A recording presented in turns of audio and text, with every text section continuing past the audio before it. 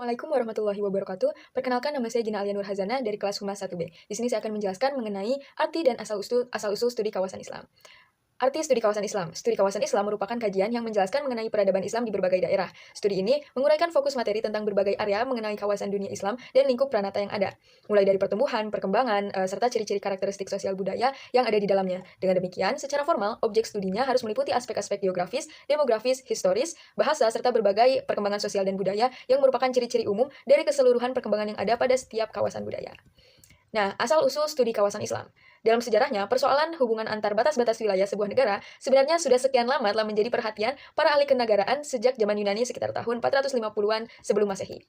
Hekateus dan Herodotus merupakan sejarawan Yunani yang cukup intens dengan kajian-kajian wilayah yang ia kenal, baik melalui cerita orang maupun hasil pengamatan terhadap wilayah-wilayah yang ia kunjungi. Mereka selain seorang sejarawan juga seorang pengelana. Namun 1300 tahun kemudian, kaum muslimin memiliki kemampuan yang luar biasa dalam mengembangkan studi kawasan ini dengan berbagai corak yang ragam yang lebih dinamis lagi. Karya-karya mereka telah melampaui sejarawan Yunani, di mana pembahasan bukan lagi berbicara tentang realitas sejarah, tetapi lebih maju, yakni bagaimana cara menangani masalah-masalah yang timbul. Mulai dari munculnya karya sejarah dengan tema-tema kajian wilayah, dimulai dari awal penciptaan sampai mulai dihuni umat manusia. Sekalipun kajian geografi sebagai disiplin ilmu agar berbeda dengan sejarah, namun di kalangan sejarawan muslim, hal ini tidak dapat dipisahkan begitu saja, karena objek pembahasan antara keduanya ini saling melengkapi. Kajian sejarah sendiri ini sangat membutuhkan kajian tentang ruang dan waktu sebagai aktivitas pelakunya. Oleh karena itu, karya-karya tentang geografi dan sejarah telah menjadi bagian penting dan tidak terpisahkan dari perkembangan historiografi Islam secara umum. Sekian penjelasan dari saya, mohon maaf bila ada salah-salah kata. Terima kasih atas perhatiannya. Wassalamualaikum warahmatullahi wabarakatuh. The mission is to reconquer the Temple Mount. حقنا في العبادة في المسجد الأقصى للأسف بيتم الاعتداء عليه.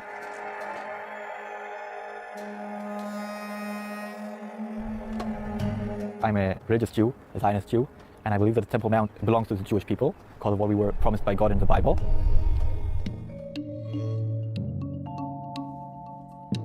You change your clothes, change your hat. Sometimes you need to paint a bit of your hair or have a little haircut. Muslims have 5 prayers a day. You could all pray with them, but just mumble the Jewish prayer. Or you could go up between the prayers and just stand wherever you want in the temple and pray. At the beginning, it's quite scary, but you get used to it very fast. After 5 minutes, your pulse calms down. You feel free that finally you could pray and walk around the Temple Mount without having policemen walking after you.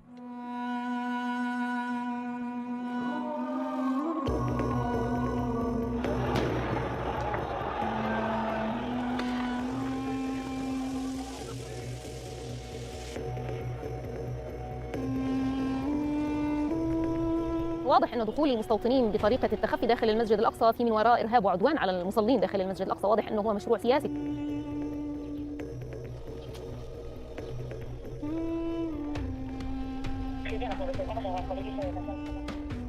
ولدت فيه ونشأت فيه. الأقصى حياتي، الأقصى جزء من عقيدتنا كمسلمين، الأقصى مش مسجد عادي بالنسبة لنا. تعليمي للقرآن في المسجد الأقصى هو أهم جزء في حياتي.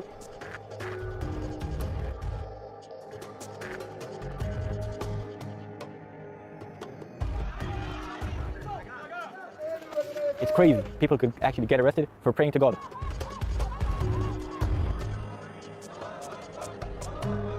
أنا كمسلمة بدخل على مسجد إسلامي، بيتم تفتيشي، شرطة الاحتلال بتدخل بأسلحة، بتدخل مستوطنين وبتحميهم. مين اللي رح يعمل المشاكل؟ اللي حامل سلاح ولا اللي أصلا مش حامل شيء غير القرآن؟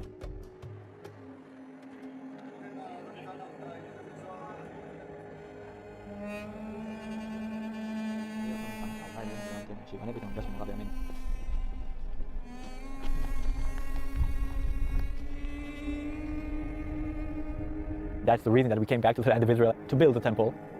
The temple should be exactly over there, where there's a big gold mosque. And yeah, it will hurt, and it's not nice. But that's our vision, and that's the next stage. طول ما في مسلمين موجودين وبيتواجدوا في المسجد الأقصى مهما سمح الاحتلال.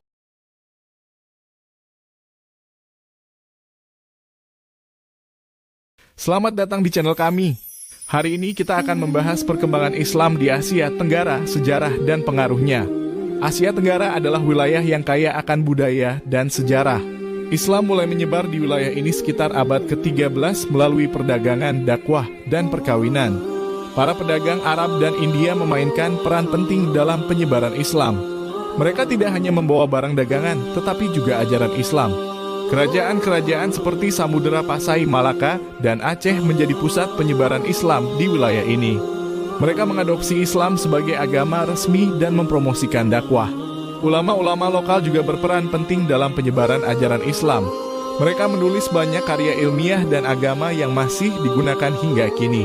Islam mempengaruhi berbagai aspek kehidupan termasuk arsitektur.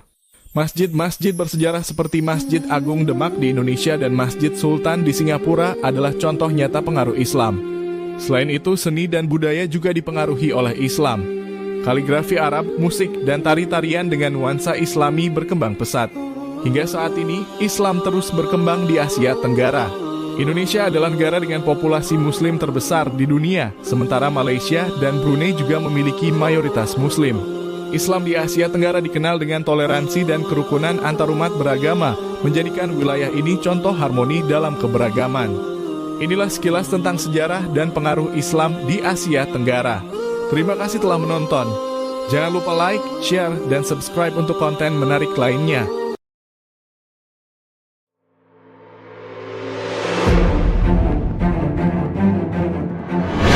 Front Persaudaraan Islam menggelar aksi 411 pada Senin, 4 November 2024, di depan Istana Kepresidenan Jakarta. Dalam aksi tersebut, FPI menuntut beberapa perkara, salah satunya adalah menangkap pemilik akun Kaskus, Fufu Fafa. Mereka berdemonstrasi untuk mendesak penegakan hukum terhadap Presiden ke-7 RI Joko Widodo. Selain itu, mereka juga ingin kepolisian memproses hukum pemilik akun Fufu Fafa. Koordinator aksi Buya Hussein mengatakan, tuntutan sesuai tema aksi 411, yaitu adili Jokowi dan tangkap Fufu Fafa. Selain itu, FPI juga mendesak tuntutan hukuman untuk penjarakan Suswono calon wakil gubernur Jakarta nomor urut 1, buntut guyonan janda kaya dan Rasulullah yang dinilai melecehkan pemimpin Islam. Aksi akan dimulai pukul 13. FPI mengumpulkan massa aksi di Masjid Istiqlal dan akan melaksanakan salat zuhur terlebih dulu sebelum bergerak ke istana. Hussein menyampaikan aksi ini tak hanya dilakukan oleh FPI. Sejumlah ormas Islam lain, seperti Persada 212, GNPF Ulama serta Jawara Sejabodetabek akan ikut serta. Aksi 411 pertama kali dilaksanakan pada 4 November 2016. Kala itu, sejumlah ormas Islam berdemonstrasi menuntut proses hukum terhadap Gubernur DKI Jakarta Basuki Cahayapurnama alias Ahok. Ahok dinilai menistakan agama Islam dengan pernyataan tentang pembohongan dengan menggunakan surat Al-Maidah. Saat itu, aksi unjuk rasa dimotori GNPF MUI bersama FPI dan ormas Islam lainnya. Aksi 411 kala itu berujung ricuh. Namun, aksi itu melahirkan gerakan aksi 212 yang dilaksanakan di Monumen Nasional pada 2 Desember 2016. Gerakan itu melahirkan Presidium Alumni 212, ormas Islam yang berdemonstrasi berkala untuk menentang pemerintahan Jokowi. Download Tribun X sekarang, menghadirkan lokal menjadi Indonesia.